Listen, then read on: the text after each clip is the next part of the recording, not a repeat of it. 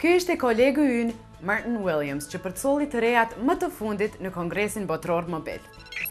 Pak organizata tek ne merren me trajnimin e stafit të tyre, por PTK e bën këtë që nga viti 2004, në mënyrë që të ketë kualitet të lartë në mesin e punëtorëve të saj. Qendrat e trajnimit brenda korporatave të mëdha janë të zakonshme në botën perëndimore, por jo edhe në rajon. Kosova është një hap para saj përket kësaj.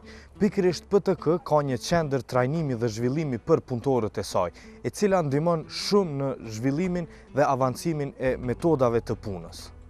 Gjatë vitit 1990, regjimi i atëhershëm serb largoi me dhunë punëtorët nga puna dhe kjo ka shkaktuar një ngjecje në zhvillimin e njohurive të reja në botën e teknologjisë. Prandaj, hapja e qendrës për trajnime dhe zhvillim brenda PTK-s ishte e domosdoshme për avancimin e njohurive të punëtorëve. Qendra për trajnim dhe zhvillim me PTK-s është themelu në vitin 2004, në fund të vitit 2004, kurse me aktivitetet trajnimi ka fillu në vitin 2005. Kjo qendër është themelu kryesisht për dy arsye kryesore. E para, siç e dini, në vitin 1990 gjithë punëtorët e PTK-s janë përjashtuar nga puna nga regjimi i atëhershëm. Dhe në vitin 99, thuajse të gjithë janë kthy, kështu që mund shifet se ekziston një gap ose një zbastire aftësive dhe njohurive të krijuara për 9 vite, një mision të cilin me sukses e ka kryer Qendra për Trajnim dhe Zhvillim. Kjo është arsyeja e parë pse është themeluar Qendra për Trajnim dhe Zhvillim. Kurse arsyeja e dytë është se e dini, industria e telekomunikacionit është një industri shumë dinamike dhe kërkon përcjelljen e zhvillimeve të fundit tekniko-teknologjike.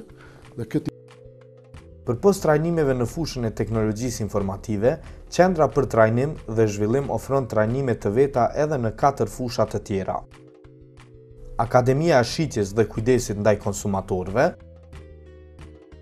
trajnime nga shtylla menaxhimi i përgjithshëm, trajnime nga shtylla e ndihmës së parë dhe siguria në vend të punës, si dhe trajnime nga shtylla e gjuhëve të huaja. QTZ është themeluar për trajnimin e punëtorëve të PTK-s, por së fundi ka marrë aprovimin nga bordi i PTK-s që këto trajnime t'i ofrohen të gjithë të interesuarve. Qendra për Trajnim dhe Zhvillim së fundi ka marrë aprovimin edhe nga bordi i drejtarëve të PTK-s se mund të shes shërbimet e veta edhe punëtorëve ose njerëzve jashtë PTK-s. Në shtyllën e trajnimeve të teknologjisë informative, QTZ ofron trajnime për punëtorët e vet në këto fusha. Në kuadër të kësaj qendre, si programet të trajnimit dhe certifikimit që ofrojmë, janë programet apo certifikimi për ECDL, pastaj jemi edhe partner të Microsoftit, ku jemi të akredituar për Microsoft Certified Partner for Learning Solution, pastaj kemi edhe trajnimet dhe certifikimet e Ciscos, Autodeskut. Pasi që punëtorët e PTK-s vijojnë trajnime në QTZ, vërehet një avancim në punën e tyre, por suksesin e punëtorëve e vërteton fakti që është ulë kërkesa për zgjidhjen e problemeve tek Qendra e Përkrahjes Teknike brenda PTK-s. Kemi komentet prej Departamentit të Teknologjisë Informative prej Mirëmbajtjes, ku sipas statistikave të tyre prej implementimit të këtyre trajnimeve dhe certifikimeve, thirrjet në përkrahjen teknike kanë rënë diku për 50%. Përveç trajnimeve, QTZ është qendër testuese për Pearson VUE, Prometric dhe Certiport. Marrëveshjes që kemi me Institutin Amerikan të Universitetit të Kosovës, me që ata funksionojnë si akademi regionale, Cisco Networking Academy, edhe direkt me Microsoftin përmes përfaqësuesit të tyre profesor Agim Bekës, në korrik të vitit 2009 nicëm kërkesën deri tek Pearson VUE, deri tek Prometric, edhe deri tek Certiport që të bëhemi qendra testimi të këtyre qendrave institucioneve. Në gusht të vitit 2009 kemi marrë përgjigje pozitive nga Pearson VUE, në shtator vetëm kemi bërë setupin, do të thotë platformën për testim të Pearson VUE aktuale dhe up and running. Në tetor kemi marrë përgjigjen pozitive nga Prometric, në nëntor kemi bërë up and running Prometricin dhe menjëherë kemi filluar me certifikimin, zatë tashmë 20 kandidatë e parë që po certifikohen në Prometric me programin CompTIA A+.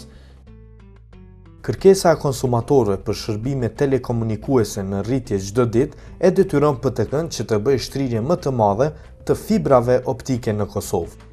Po nevojat e konsumatorëve janë shtu për bandwidth dhe bakri nuk mundet me plotësu nevojat e tashme e mos bisedojmë për nevojat e ardhshme. Kështu që e vetmja mundësi për me plotësu nevojat dhe me dhënë shërbime cilësore konsumatorëve janë fijet optike. Fijet optike janë medium transmetues teoretikisht i pakufizuar për nevojat e njerëzit. Më se 700 km fibra optike ekzistojnë në Kosovë, por projekti i madh i cili përfshin kyçen e të gjitha shkollave me fibra optike në Kosovë do ta zgjeron shtrirjen në 3000 km. I kemi mbi 700 km kabel optik që i lidhën kryesisht qendrat tona transmetuese. Kemi fillu edhe me i lidhë konsumatorët e mëdhej, për neve është qeveria, që kemi i lidhë qeverin, komunat, kemi bankat, tash e kemi projektin për shkolla, ku do të shtrihen dikon 3000 km kabel optik. PTK ka kuptuar me kohë që vlera më e madhe e një kompanie është stafi i kualifikuar dhe i përgatitur për tregun e punës, në hap me risit e trendit të biznesit.